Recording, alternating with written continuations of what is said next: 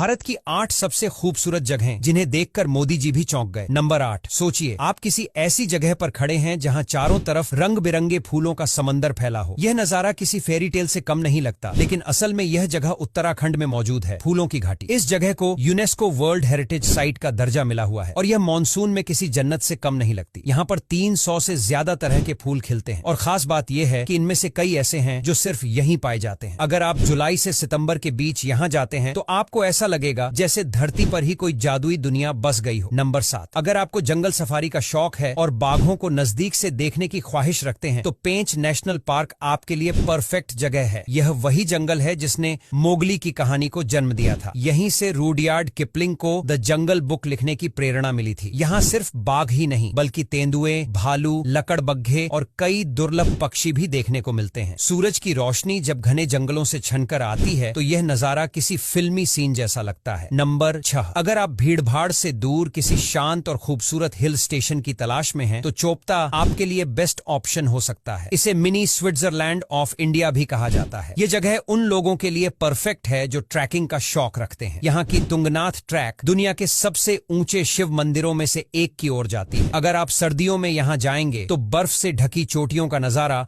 आपके दिलो दिमाग में हमेशा के लिए बस जाएगा। नंबर 5, बर्फीली पहाड़ियों के बीच 43 किलोमीटर लंबी यह झील इतनी साफ है कि इसका पानी शीशे की तरह चमकता है। सबसे हैरान करने वाली बात यह है कि झील का रंग दिन भर में बदलता रहता है, कभी नीला, कभी हरा तो कभी ग्रे। यह वही जगह है जहां 3 बेवकूफ फिल्म का फाइनल सीन शूट हुआ था। यहाँ पहुंचकर आपको ऐसा लगेगा कि जैसे आप किसी और ही दुनिया में आ गए हैं। बस ध्यान रखें, यहाँ का तापमान माइनस में भी चला जाता है, इसलिए गर्म कपड़े साथ ले जाना न भूलें। नंबर 4, मलाना। यह गांव जितना खूबसूरत है उतना ही रहस्यमयी भी। इसे भारत का सबसे अलग थलग गांव कहा जाता है क्योंकि यहाँ के लोग खुद को सिकंदर महान के वंशज मानते हैं और बाहरी लोगों से ज्यादा घुलते मिलते नहीं हैं। यहाँ का लाइफस्टाइल बाकी भारत से बिल्कुल अलग है। नंबर 3, अगर आपने चेन्नई एक्सप्रेस फिल्म देखी है तो आपको वह सीन जरूर याद होगा जिसमें शाहरुख और दीपिका ट्रेन से झरने को निहार रहे होते हैं। वही झरना है दूधसागर वाटरफॉल, जो भारत के सबसे ऊंचे झरनों में से एक है। जब पानी तेज रफ्तार से गिरता है तो ऐसा लगता है मानो कोई सफेद दूध की नदी पहाड़ों से बह रही हो। खास तौर पर मानसून के दौरान यह नजारा देखने